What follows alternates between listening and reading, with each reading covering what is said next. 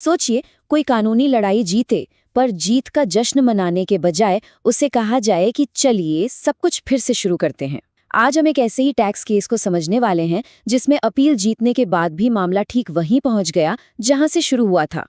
सुनने में थोड़ा अजीब है ना, कि कोई अपील जीते और फिर भी मामला एकदम शुरू से शुरू हो जाए।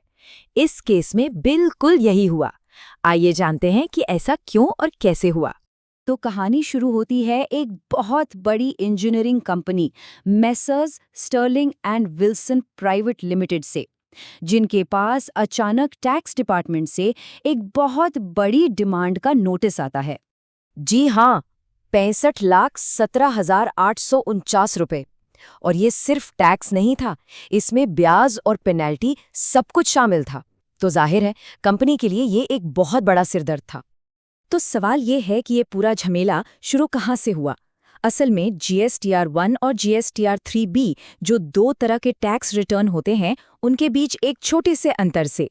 सीधे सीधे कहें तो कंपनी ने जितनी बिक्री दिखाई थी, अधिकारियों को लगा कि उस पर करीब 27 लाख का टैक्स कम भरा गया है। और यहीं से ना मामला एकदम फिल्मी हो जाता है। देखिए, पहले टैक्स डिपार्टमेंट ने कहा कि ये तो धोखाधड़ी है और सेक्शन 74 लगा दिया। कंपनी गई अपील में और कोर्ट ने मान लिया कि भाई ये धोखाधड़ी तो नहीं है। ये कंपनी के लिए एक बहुत बड़ी जीत थी। लेकिन इसके बाद अपील कोर्ट ने एक बड़ा अजीब काम किया। केस को वापस भेजने के बजाय उन्होंने खुद ही एक दूसरे सेक्शन 73 के तहत पेनल्टी लगा दी। और जब ये मामला आखिरी स्टॉप यानी ट्रिब्यूनल पहुंचा, तो उन्होंने सब कुछ पलट दिया और कहा नहीं, ये पूरा केस वापस जाएगा एकदम शुरुआत में। और यही सबसे बड़ा सवाल है, जब मामला लगभग सुलझ ही गया था तो उसे पूरी तरह से रीसेट क्यों कर दिया गया? नई शुरुआत की जरूरत क्यों पड़ी? तो देखिए, इसका जवाब ना टैक्स के पैसों में नहीं है। जवाब छिपा है जीएसटी कानून के एक बहुत ही स्पेसिफिक नियम में, एक प्रोसीजर में। चलिए इसी नियम को समझते हैं। ये है वो नियम, जीएसटी कानून का सेक्शन 75(2).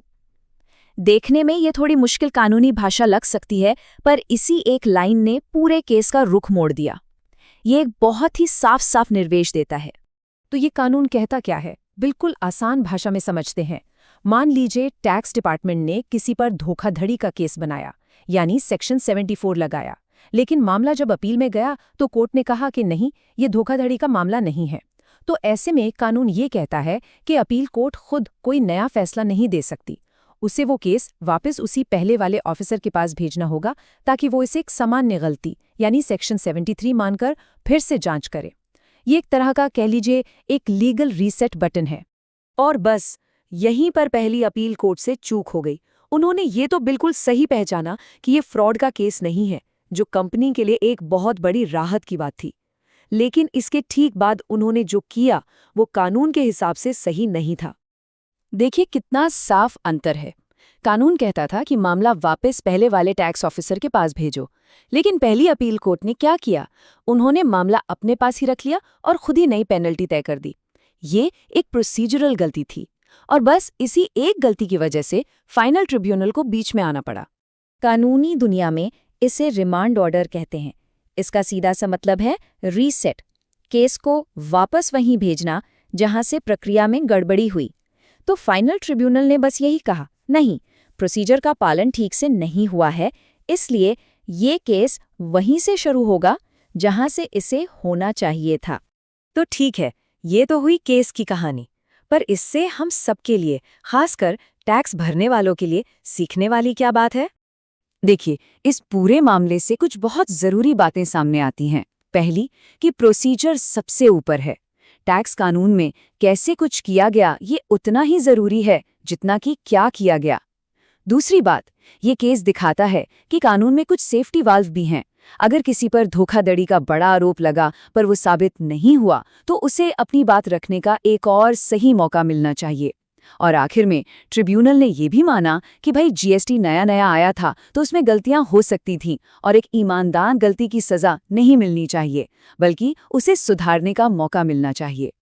और ये पूरी कहानी हमें एक आखिरी सवाल पर लाकर खड़ा कर देती है। जब टैक्स का सिस्टम इतना उलझा हुआ हो, तो क्या नियमों और प्रक्रियाओं का सख्ती से पालन करना ही सबके लिए निष्पक्षता की सबसे बड़ी गारंटी है? ये मामला तो कुछ ऐसा ही इशारा करता है। सोचने वाली बात है ना? खासकर तब जब मेहनत की कमाई दांव पर लगी हो।